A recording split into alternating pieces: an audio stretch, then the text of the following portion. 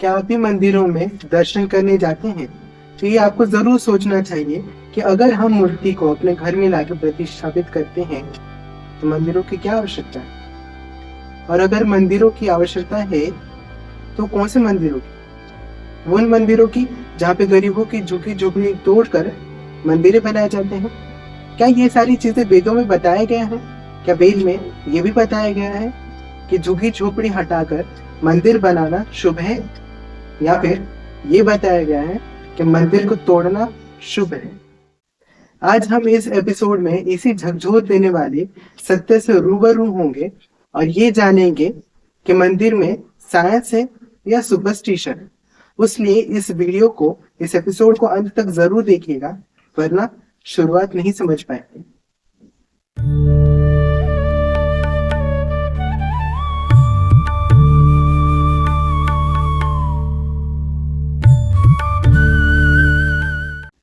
धर्म हमारा कैसा बदल रहा है। कहीं पे करोड़ों का प्रसाद और कहीं पे भूखा मर रहा है। आशियाने टूट रहे हैं गरीबों के, फिर भी मंदिरों का छत आसमान छू रहा है। हमारा धर्म कैसा बदल रहा है?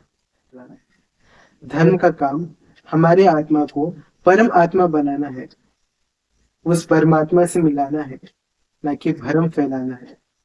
पर आज के वक्त में ये सब रूल्स बदल चुके हैं धर्म के, जहाँ पे हम धर्म के नाम पर न जाने क्या क्या चीजें कर रहे हैं। वेदों में अगर ये जिक्र है कि अगर मंदिर बनाने हैं वो भी गरीबों की झुकी झोपड़ियों को तोड़कर, तो क्या हमारा वेद सही है? या फिर वेद में मंदिर का जिक्र है भी या नहीं?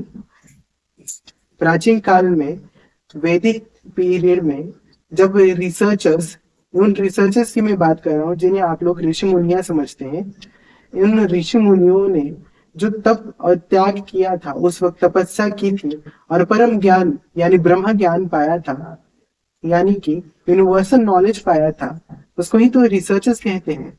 उन्होंने जो एक्सपेरिमेंट किए थे यज्ञ द्वारा, उस ही यज्ञ द्वारा ही तो हमें यूनिवर्स का खजाना मिला, उस गुप्त राज का पता चला कि ब्रह्म हर जगह पर है और ब्रह्म का केंद्र क्या है।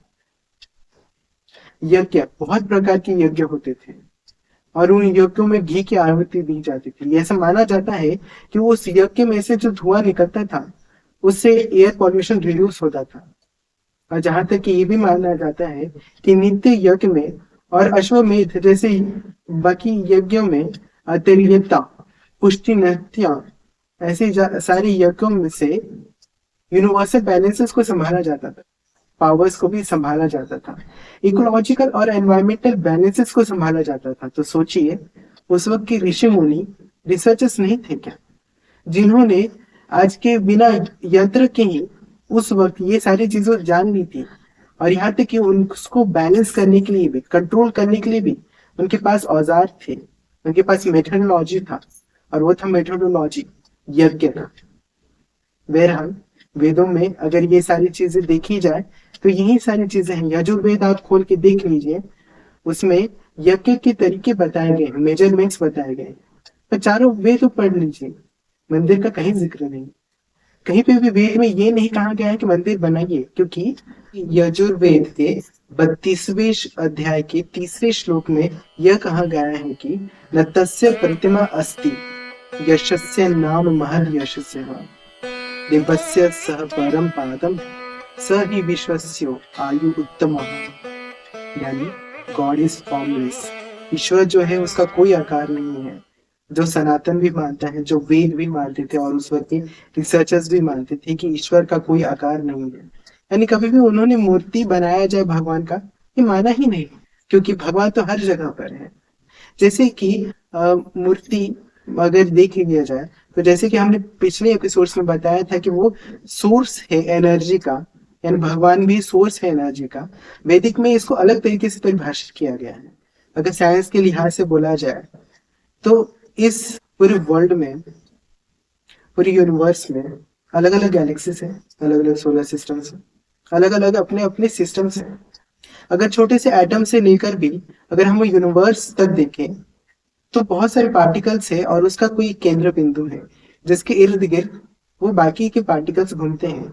अगर एटम की बात मान ली जाए तो न्यूक्लियस के इर्द गिर्द इलेक्ट्रॉन्स घूमते हैं।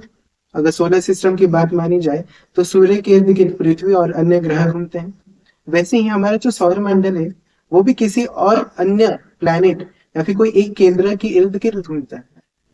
वैसे ही वैदिक पीरियड में जो रिसर्चर्स थे, ऋषि मुनि, वो यही मानते थे कि ईश्वर जो हर जगह पर है उसका केंद्र एक आत्मा में है, वो जो निरंकार है, और उसके इर्द गिर्द हम सबकी शक्तियां जो भी है, बुद्धि, कौशल, ब्रह्म, हर जगह पे जो भी हमारे गुण अवगुण है, हर चीज, समस्त विश्व का हर एक एक छोटा से छोटा कतरा भी उसके ही इर्द गिर्द घूमता है, यानी कि उसे ही जन्म लेता है, यानी कि उसमें ही जाके मिलन भी हो जाता है, उसका विलीन हो जाता है।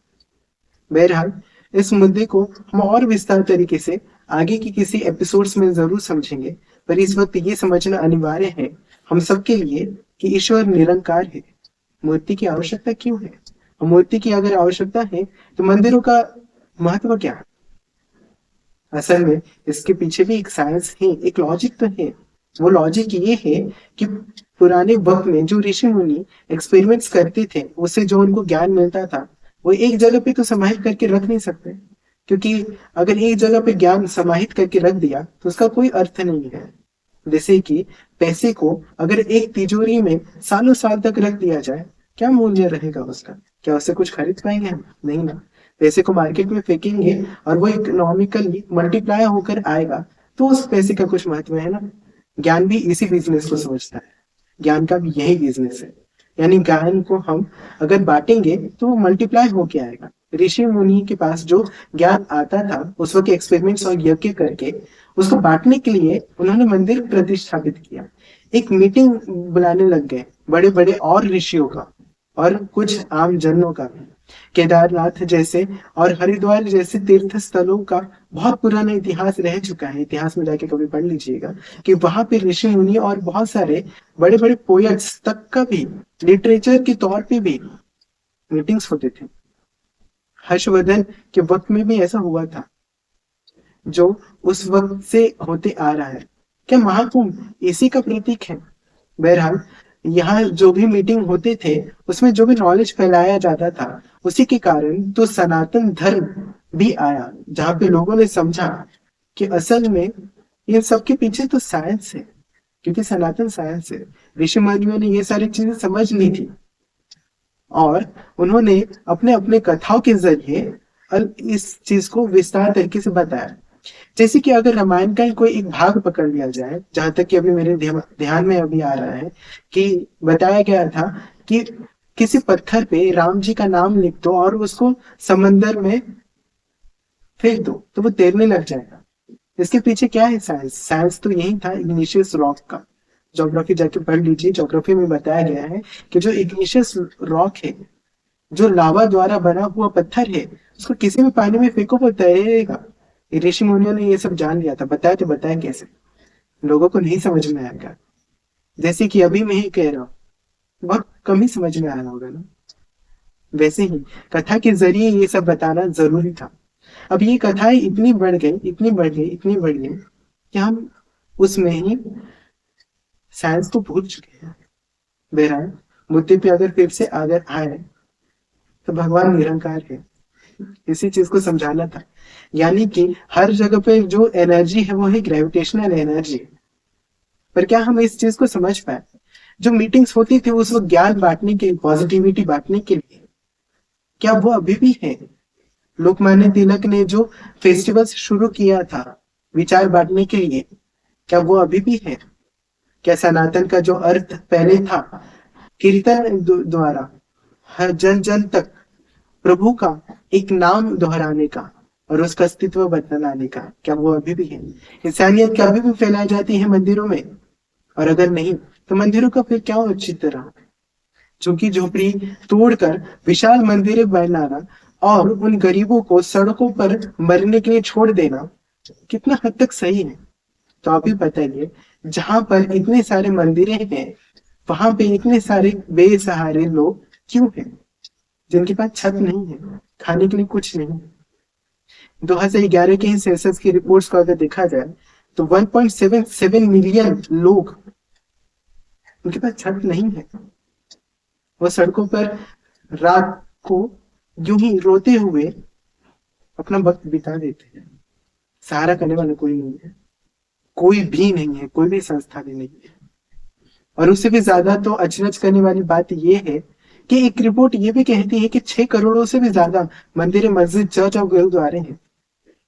और उससे भी ज्यादा अहम बात जो झकझोर देगी वो ये है कि CIA के फ्रैंक नाइट रिपोर्ट्स ने जो 2024 में दिसंबर के महीने में निकला था, उन्होंने बताया कि 101 लाख हाउस यूनिट्स की अभी आवश्यकता है, पर वो आवश्यकता पूरी क्यों नहीं हो पा रही? क्योंकि धन नहीं है। और अगर धन है तो जमीन नहीं है। आप ही सोचिए, जहां पे इतने सारे मंदिरें हैं, वहां पर घर को तोड़कर, आशियाने को तोड़कर, सपने को तोड़कर, मजबूर होकर या फिर मजबूरी बनाकर किसी को मरने के लिए सड़कों पे छोड़ देना कितना हद तक सही है? इसलिए प्रश्न तो यही उठता है कि मंदिर तोड़ना शुभ है, और अगर हाँ तो सही है फिर, और मंदिर तोड़ना अगर अशुभ है तो हाँ, ये भी सही है। अपनी अपनी धारणाएं हैं। जैसे साइंस की ही बात अगर हम कर ले तो एक केंद्र को अगर एक दृष्टिकोण से देखा जाए तो किसी एक जगह पे वो केंद्र है, पर अगर दूसरी दृष्टि से देखा जाए तो वो केंद्र वहां पे नहीं है। थोड़ा समझना मुश्किल है ना? वैसे ही भगवान के रूप में अगर हम देखें तो भगवान अगर मूर्ति में है तो उस व्यक्ति के लिए इंसान में नहीं है, अगर वो मूर्ति में ही देख रहा है। और अगर उस इंसान के लिए भगवान उसके अंदर है, किसी इंसान में है, तो उसके लिए मूर्ति में नहीं है। यानी पर्सपेक्टिव चेंजेस, दैट मीन्स कि ऑब्जर्वेशन चेंजेस द रिजल्ट, जो साइंस में मानता है। इसलिए तो भगवान निरंकार। मंदिरों में अगर हम भगवान को ही देखने लग जाए तो जरूर ये निश्चित तौर पे सही है, और जो सही होते आ रहा है कि आशियाने फिर तोड़े जाए। और अगर आशियानों में ही, अगर लोगों की खुशी में ही भगवान को ढूंढ लिया जाए तो मंदिर तोड़ना फिर शुभ है। इसलिए जरूर सोचिएगा अंत में कि जिस जगह पे, जिस देश में आप रहते हैं, वहां पे मंदिरों का छत कितना बड़ा है, या फिर मंदिरों की जो इमारतें हैं वो कितनी खोखली है। या फिर ये भी सोच लीजिएगा कि हमारे देश में गरीब है ही नहीं, फिर सब कुछ ठीक हो जाएगा। फिर ये सारी चीजें भी ठीक हो जाएंगी। और हम जो भी रिपोर्ट्स की चर्चा अभी हमने की है, वो सब रिपोर्ट्स को आग जला देना चाहिए, आग में जला देना चाहिए, क्योंकि उसका कोई अर्थ नहीं बचेगा। मंदिरों का अगर अर्थ है तो वो है पॉजिटिविटी फैलाने का, ह्यूमैनिटी फैलाने का, लोगों को लोगों से जोड़ने का। मस्जिदों, गुरुद्वारों का भी वही अर्थ है। जिस मंदिर में किसी भूखे को प्रसाद देने से मना कर दिया जाए तो उस मंदिर में भगवान नहीं रहेंगे, ये 100% जान लीजिए।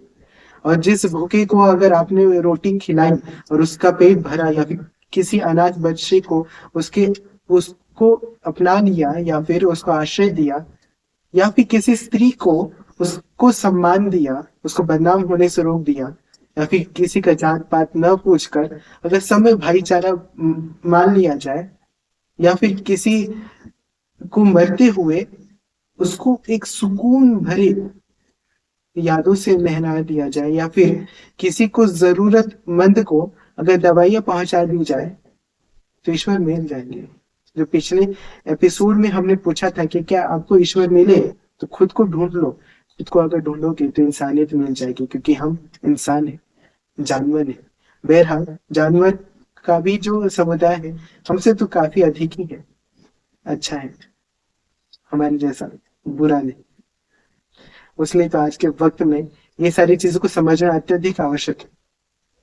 कभी जाके पूछिएगा उस घर में जहां पे नोटिस उनको मिला हो सरकारी दफ्तर से, और जहां पर उनको बताया गया हो कि 1 घंटे बाद उनकी झुग्गी झोपड़ियां टूटने वाली है, क्या बीत रही होगी। और जाके उस मंदिर में भी जाइएगा जहां पे करोड़ों का प्रसाद चढ़ाया जा रहा हो, जहां पे मूर्ति के ऊपर, भगवान की मूर्ति के ऊपर जो है ताज सोने का पहनाया जा रहा है। कंपेयर करके देखिएगा कौन सा मनमोहक दृश्य है और कौन सा भयावह। बहरहाल, अगर मंदिर चार दीवारों में ही भगवान को रखेंगे तो एक लिहाज से देखा जाए तो नहीं रख पाएंगे, और अगर रख भी दिए तो वो भगवान नहीं रह पाएंगे। जैसे कि इसको अगर मैं बताऊं, पिंजरा अगर खोल दिया जाए तो पंछी को अपना आसमान मिल जाएगा, अपना घर मिल जाएगा। अगर दिखावे का दीवार अगर तोड़ दिया जाए तो भगवान को भी अपना घर मिल जाएगा। इसी सोच के साथ इस एपिसोड में मैं विराम लेता हूँ। आप देख रहे हैं साइंटिफिक सनातन, मैं हो रहा हूँ।